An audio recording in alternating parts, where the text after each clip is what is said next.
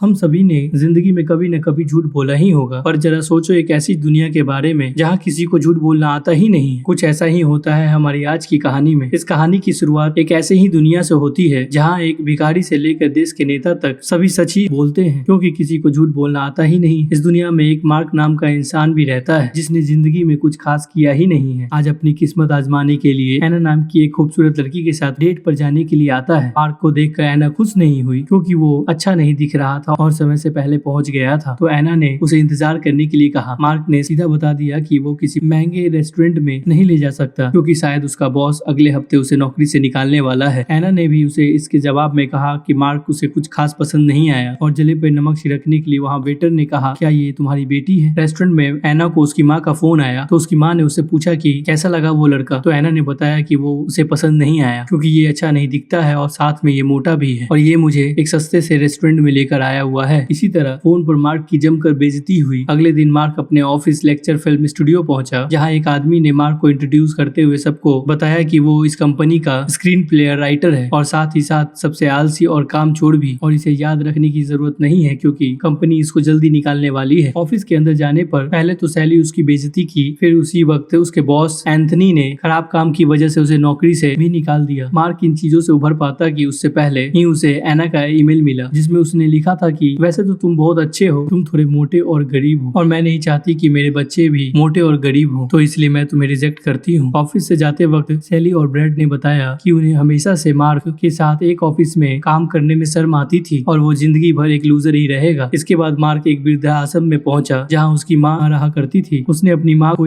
अपनी नौकरी के बारे में बताते हुए कहा कि उनका पूरा परिवार ही लूजर से भरा पड़ा है। उधर जब मार्क के घर उसका लैंडलॉर्ड किराया लेने पहुंचा, तो वही उसने अपनी दुख भरी कहानी शुरू कर दी, जिससे परेशान होकर लैंडलॉर्ड ने कहा, देख भाई, तुम्हें एक दिन का टाइम दे रहा हूँ, घर खाली करके निकल जाए यहाँ से। इसके बाद मार्क अपना अकाउंट बंद कराने बैंक पहुँचता है और अपने सारे पैसे निकालने के लिए रिसेप्शनिस्ट से बात की, जहाँ कैशियर ने उसे बताया कि उसका अकाउंट बंद नहीं कर सकते क्योंकि उसका सिस्टम अभी काम नहीं कर रहा, और कैशियर ने कहा कि फिलहाल वो उसे कैश दे सकते हैं। तब कैशियर ने पूछा कि तुम्हारे अकाउंट में कितने पैसे हैं? तो मार्क ने जिंदगी में पहली बार झूठ बोलते हुए बताया कि उसके अकाउंट में $800 पड़े थे। ये कहने में उसे बहुत डर लग रहा था और तभी सिस्टम दोबारा से चलने लगा। कैशियर ने जब चेक किया तो उसके अकाउंट में $300 थे, लेकिन क्योंकि इस दुनिया में कोई झूठ बोल ही नहीं सकता, तो कैशियर ने मार्क की बात पर विश्वास करके $800 दे दिए और सोचने लगी कि शायद सिस्टम में ही कोई खराबी हो। मार्क वहाँ से हैरान होकर वापस अपने घर पहुंचा, जहाँ उसने सबसे पहले आकर अपना रेंट भरा। फिर वो शाम को अपने दोस्तों के पास जाकर अपनी नई शक्तियों के बारे में बताने लगा, क्योंकि उनकी भाषा में झूठ को बताने के लिए कोई वर्ड ही नहीं था। तो ना तो मार्क उन्हें समझा पाया और ना वो समझ पाए। बार बार वो अपना नाम बदलता और हर बार उसका दोस्त उसे सच मान लेता। इसके बाद उसने अपने दोस्त से पूछा कि उसे जिंदगी में क्या चाहिए, तो उसने जवाब दिया, भाई एक लड़की चाहिए, क्योंकि मेरी जिंदगी सुनी पड़ी है और उम्र बढ़ती जा रही है। इसके बाद मार्क बाहर निकला और सामने रोड पर चलती हुई एक औरत के पास गया। मार्क ने उससे कहा अगर उसने उसके साथ गुलू नहीं की तो दुनिया तबाह हो जाएगी। ये सुनकर लड़की डर गई और जल्दी से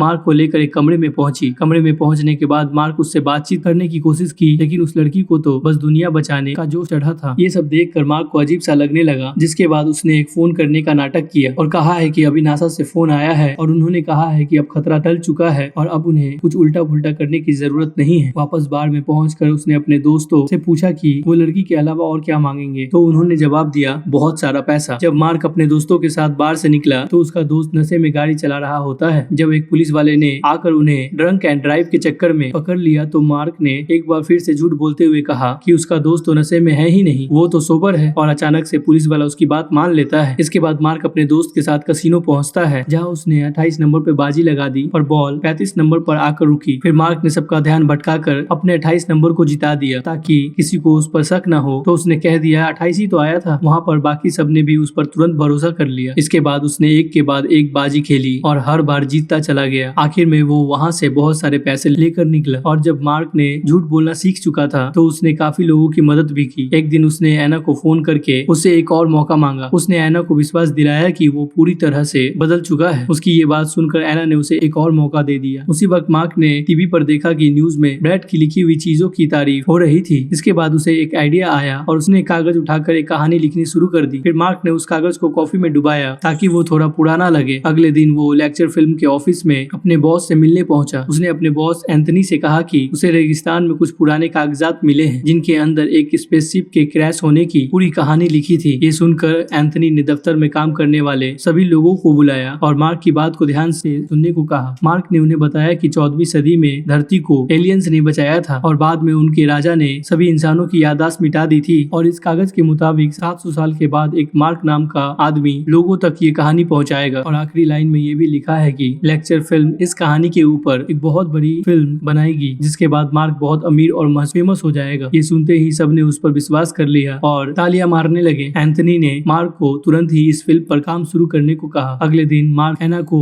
एक महंगे रेस्टोरेंट में लेकर आता है, जहां एना ने मार्क को उसकी कामयाबी के लिए बधाई दी और उसके परिवार के बारे में पूछा, जिस पर मार्क ने बताया कि उसका बाप एक शराबी था और उसकी माँ एक नर्सिंग होम में रहती है, लेकिन अब वो अपनी माँ को वहाँ से निकाल कर एक अच्छे घर में रखेगा। इसके बाद मार्क ने एना से शादी के बारे में पूछा, जिसके जवाब में एना बोली, देखो तुम सक्सेसफुल और पैसे वाले तो हो ही, लेकिन मैं नहीं चाहती कि मेरे बच्चे तुम्हारी तरह मोटे हों और गंदे दिखें। बात खत्म। उसी वक्त मार्क को एक फोन आया कि मार्क की माँ की तबीयत बिगड़ने की वजह से उन्हें हॉस्पिटल में शिफ्ट किया गया है। ये सुनते ही मार्क हॉस्पिटल पहुंचा, जहां मार्क की माँ मौत के डर से सहमी हुई थी। ये देखकर मार्क से रहा नहीं गया और उसने उनका दिल हल्का करने के लिए झूठ बोल दिया कि मरने के बाद सब कुछ बहुत बढ़िया हो जाएगा माँ, चेहरे की सारी झुर्रियां चली जाएंगी और तुम जवान हो जाओगी फिर से, और स्वर्ग में ये बड़ा घर मिलेगा तुमको रहने के लिए और वहाँ पर मस्त 4 नौकर मिलेंगे और वो तुम्हारे सारे दिन पैर दबाएंगे। मार्क की ये बातें सुनकर डॉक्टर वहाँ पर शॉक्ड हो गए। अगले दिन जब वो घर पहुंचा तो उसके घर के बाहर भीड़ लगी हुई थी और लोगों ने उसे घेर लिया और मौत के बाद की जिंदगी के बारे में पूछने लगे। बड़ी मुश्किल से वो अपने घर के अंदर घुसा और जैसे ही उसने टीवी चलाया वहाँ भी यही न्यूज चल रही थी और तभी वहाँ एना भी पहुंच गई और उसने मार्क से पूछा कि आखिर उसने अपनी माँ को क्या बताया था। मार्क ने एना को यही सारी बात बताई, जिस पर उसे भी 1 सेकंड में भरोसा हो गया। उसने मार्क से कहा कि उसे सभी लोगों को यह सच बताना होगा। इसके बाद मार्क ने बाहर आकर सबको बताया कि आसमान में एक बहुत ताकतवर आदमी रहता है जो मरने के बाद सबको एक बंगला, गाड़ी, नौकर, आइसक्रीम मिलता है। ये सुनकर एक औरत ने उससे पूछा कि यह सारी बातें तुम्हें कैसे पता है। तो मार्क ने जवाब दिया कि ऊपर वाले आदमी ने बताया है, एकदम पर्सनली मेरे कान में आकर। इसके बाद ये बात हर जगह फैल गई। सभी अखबारों और न्यूज चैनल पर मार्क की इस बात के बारे में चर्चे थे। कुछ दिनों बाद मार्क ने